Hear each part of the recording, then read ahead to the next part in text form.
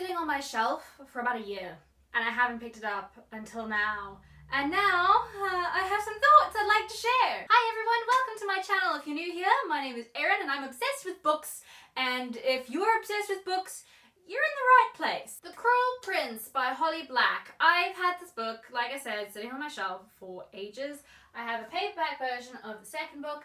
Haven't read any of them until now. The internet loves these books. I have only read the first one so far, but because the internet is so obsessed with them, they've been on my TBR for a long time. Finally got to it, and I have a lot of thoughts. This is a spoilery review, so if you don't want spoilers, I'm gonna give a little bit of an explanation about what the book is about without spoiling you, and then you can go away, read the book, come back, we'll have a chat, tell me what you think. Essentially, the main character's parents are murdered by someone who takes them to a land called Fairy. That's as much as I can tell you without spoiling it. Two of our main characters, the POV character, are mortal, living in a fairy land with immortal fairies, and of course, as you would expect, there are some, how do we say, discriminatory issues that they face, along with a whole lot of other stuff. There's a lot of adventure, there's a lot of content packed into the book. There's a plot twist at the end that I did not see coming, and I usually like to try to predict where things are gonna go. I didn't get it at all. That being said, I can't tell you anymore. Go away, read it, come back, we will chat. Spoilery people? Okay, we're gonna give them 3 seconds to leave before we start. 1, 2, 3. Did anybody else see the whole thing with Oak coming? Because I did not. I can see how Holly Black kind of wove it in to be a thing, but I didn't see any of it happening until it was presented to us. And I love that! As much as I like predicting what's gonna happen, and as much as I like being right about what's gonna happen, I really do like being caught off guard. I get very happy when I think it's gonna go a certain way, convinced it's gonna go that way, and it doesn't because I'm wrong. Which then brings me to, I know that we should start at the beginning of the book, but we're not apparently. Her having Cardan crowned, that, again, didn't see coming. Wasn't entirely sure what she was planning there, which I enjoyed actually. I didn't feel the need to be privy to her every single plan and thought. I like a bit of surprise. So when she had Oak crown Cardan, that was a shock. Didn't expect that. Liked it. And I'm now super keen to see where it goes next because of that final interaction that they had in the epilogue. That was interesting and I am nervous. Alright, let's go to the beginning. Something that I actually struggled with quite a bit was the random fourth wall breaks. They weren't consistent enough to be like a theme or a thing that grows on you with character. It happened a handful of times and it just felt really unnecessary. It brought me out of the story. I didn't enjoy it. I had to refocus my mind to bring me back to what I was reading. It's like somebody interrupting you reading to tell you something, even if it has something to do with the book.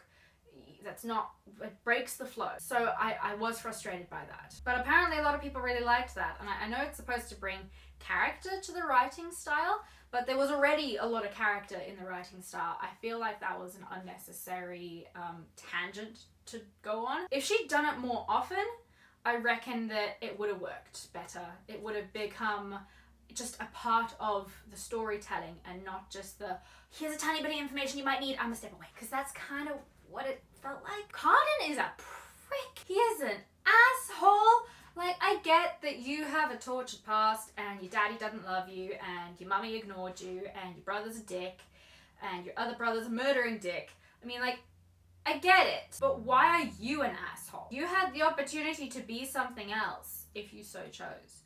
You chose to be something else, which was a drunk asshole. You could have been a nice drunk asshole. I understand he stepped in and saved her from Varian or Valerian, whatever his name is. We'll get to him in a minute. A few times, but like, that's not really enough, I don't think. He never physically hurt her, but he threatened her, and demeaned her, and like, didn't have her best interests at heart at all until it served him. So I don't know if I am shipping them yet. I based off things I've seen off the internet, I'm fairly certain that they get together. And that people love their relationship together. At this point, I'm not shipping them because I feel like, number one, he's an abuser.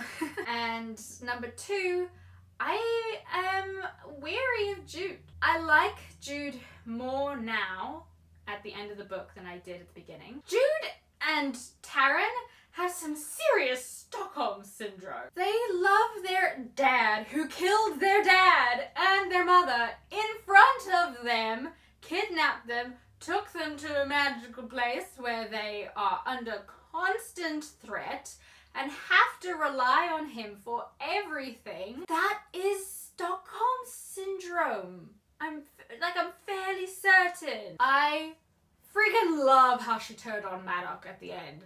I thought that was sen-frickin-sational. Brilliant. The way it was written was excellent. We had the poisoning going through the book so that she would be immune, and then we used it so bloody well at the end there. It was beautiful. Because let's be honest, if she had not poisoned him, there's no way she could have beaten him. It wouldn't happen. She is, 19? And he is a few hundred years old? His thing is war. So I'm surprised she made it as far as she did. I understand he trained her and she got training from the Court of Shadows, who, by the way, love them. We'll get to them. That could have been a bit of a stretch, but it's believable enough that I'll take it because the poisoning was genius. And the fact that we didn't know about it until it was busy happening meant that we got to enjoy the surprise, which is something I really love. I really like that style of writing where I'm just like, what the actual hell are you planning? Oh, there it is! Oh, that was good. Character-wise, I did struggle to connect to characters. I don't know if it's because of the fourth wall breaks or just me. Alright, apparently my neighbors are doing construction work right as I am filming. That is the most obnoxious thing ever. I apologize. I connected to Jude more as I read the book more. At first, that was a struggle. I never really liked Taryn. I didn't have feelings for her here nor there. Thought she was just a little bit beige.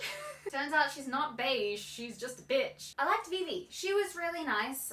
The stepmom was there. Oak was adorable. He stole every scene he came into and I really enjoyed that. It was like having a pet.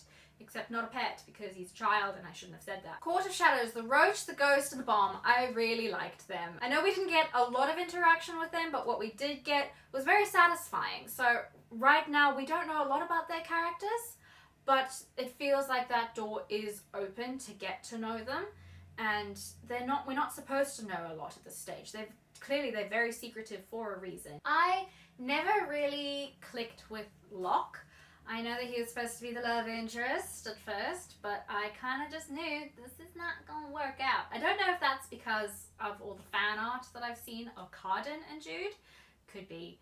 But I never really gelled with him, although I didn't think he was a villain. I thought maybe Taryn's fiance or love interest or whatever was Valerian. I'm really glad he's dead. He was a real prick. I do have to question why nobody has asked where he is. If he's so highborn that Dane would come and make her stab herself in the hand for just simply hurting him, surely people will have noticed that he's missing. Where's the suspicion? Where's the accountability? Where is the anxiety and the stress of trying to get away with it? I'm not really getting that, but he's supposed to be so important that people notice if something happens to him. Maybe that's something that's going to come up in book 2. I don't know. We will find out. But either way, she now has the power to prevent herself from getting into trouble. Okay, I have to ask a question. Dane made her stab herself through her hand, right? And it penetrated the other side of her hand. It was straight through her freaking hand. And why has no one noticed it? I understand she wore a glove. She didn't bandage it properly. She didn't dress it with moss. She didn't properly take care of it. How has no one noticed that this girl who is mortal, who has blood vessels and veins and stuff in her hand and nerves, your hands are really delicate.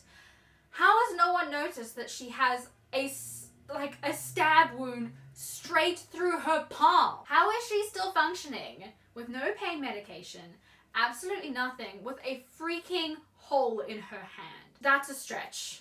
That is a stretch for me. And then it even starts to become infected. You know, like what happens to a wound like that when it becomes infected? It smells. It smells bad and it becomes very swollen. You won't be able to properly fit it in a glove. And someone is going to notice. No one notices. People just maybe notice that she's not using it so much. It's not enough. Very disappointed in Dane. I was really starting to like him. But you know something? I like it when I'm disappointed that way. I like it when I get a character who seems like a really good guy and then we go, oh, you suck. He wanted to murder his kid. Like, what the hell, man? I don't even know if he's better than Balekin. Balekin is a complete asshole. I'm glad that he's not the king. I'm glad he's locked in a tower. That whole thing with the humans who work for him with Sophie, oh, that really hurt me. That hurt a lot. That was really sad. Maddock, I'm excited to see where we go with Maddock because she is exactly who he raised her to be. And he's not gonna like that very much. With things with Taryn, I have a feeling are gonna get worse. The relationship is just gonna get to the point where it's basically just hostile.